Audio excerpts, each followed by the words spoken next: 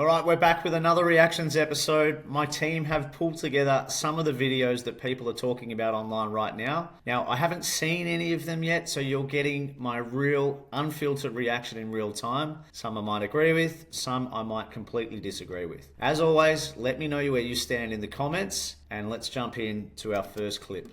If it's residential, you can't live in it, you can't, your mates live in it, it's prohibited, yeah. But if you buy a commercial property or a business property in a super fund, you can. So you can run your business premises there, your retail operation there. If you think that through, you go, well, if I've got a business premises, I'm in my workshop or my surgery or wherever it is, and I'm paying rent to myself, because you've got to pay rent. So you as a mechanic or as a doctor or your company pays rent to your own super fund. On the one hand, you're getting a tax deduction for that. Your rates, and say the company rates 25%. The super fund gets that money in there, is probably paying tax maximum 15 on the earnings of that money. So it's a pretty easy maths to work out. You're making 10% at least on the changeover, and then over time you'll pay less tax when you sell it. So it's quite technical there. I mean, using a self-managed super fund to acquire assets is definitely something that we help people to do. He's right. If you're acquiring a commercial structure that can be leased out, then you can have a lease agreement between your company and the self-managed super fund. It needs to be done properly, but you can generate a return for yourself that's got a little bit more control to benefit yourself. Now, it still needs to be valued correctly, and obviously you need to have a business and enough in super to be able to do that. So that approach is definitely not for everyone, but is definitely a good opportunity if the setup of your existing position supports that.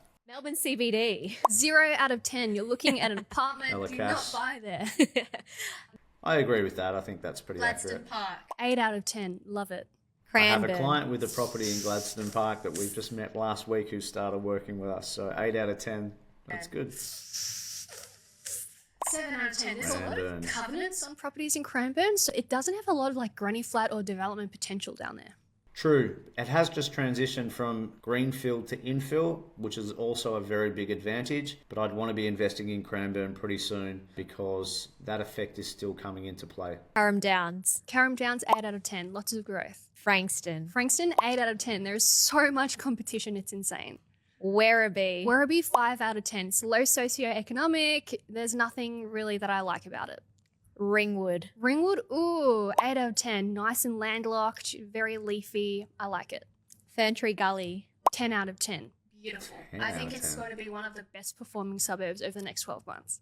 Big call, Ferntree Gully, 10 out of 10. It is stunning. 1,000 Steps is amazing. It's beautiful. I don't know about a 10 out of 10, but... West Meadows. West Meadows, similar to Gladstone Park, I would say 8 out of 10. There are amazing pockets and inferior pockets.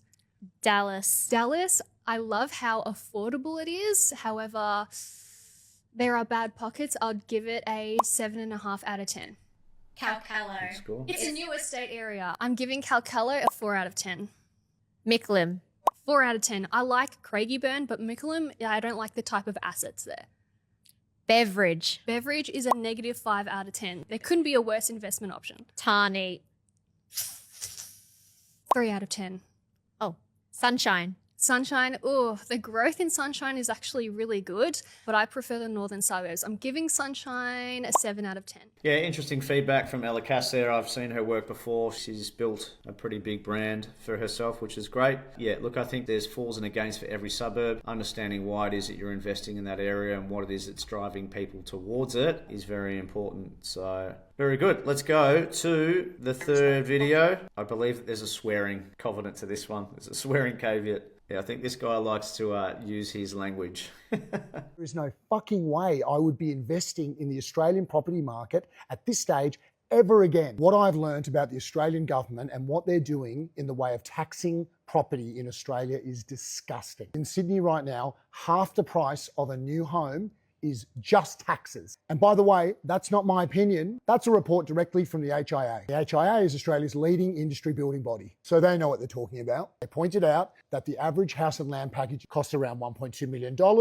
and of that $1.2 million, almost 600K goes straight to the government in taxes, fees, levies, and regulatory costs. Stamp duty, GST, infrastructure and development levies, planning and approval costs. Have you ever gone through having to get a DA, get construction certificates, get engineering reports, get environmental full down his taxes in Victoria now. Tax and council rates. What the fuck do the councils do anyway? All of these swearing bombs are absolutely dropping bombs. the property industry. The buyer gets fucked, they're paying double what they should be paying. They tax the land, they tax the build, they tax the sale, they tax the profit. There's 4 layers of taxation and they have the audacity to still call it affordable housing. The government is applying massive tax and charge burdens and they're passing them straight on to the buyer. Yeah, very direct video there. I think that gentleman might have moved to Dubai or Bali or something along those lines. I'm not 100% sure. But look, I don't disagree with him in the respect of we're extremely taxed. The government clearly have put people under a lot of financial pressure and just really don't seem to be supporting people. There's a petition going around at the moment where it's being proposed that GST is removed from construction costs so that we can help pass on those savings to the consumer buying the new home. However, I don't agree with him in the respect of not investing into the Australian housing market. I think that the Australian housing market is one of the most reliable housing markets in the world. So don't fully agree there. Let's go on to the next one. Buy where you can afford. And I don't care where Marky it is. Bouris. Anywhere Love in Mark Australia. Bouris. Regional, metro, buy where you can afford. You're not buying it to live in it. You're going to rent somewhere with your mates where you want to live, which is going to be close to where you work or whatever the case may be, whatever you want to be close to. But get in on the property ladder. Buy something for 500,000. Buy 2 for 5. Then when you got another 50,000, like 3 or 4 years later, buy another one for 500,000. Just keep buying stuff for 500,000. Ding, ding, ding, Because ding, while ding, you're ding. waiting to save up enough money to buy something for $1 million, those house prices are moving at such a rapid pace, especially $1 million places, at such a rapid clip that you're going to have to keep saving because your deposit that you need is going to keep going up. Buy now. Buy fast. In Australia, the problem is not going to solve. We are not going to get more supply than demand.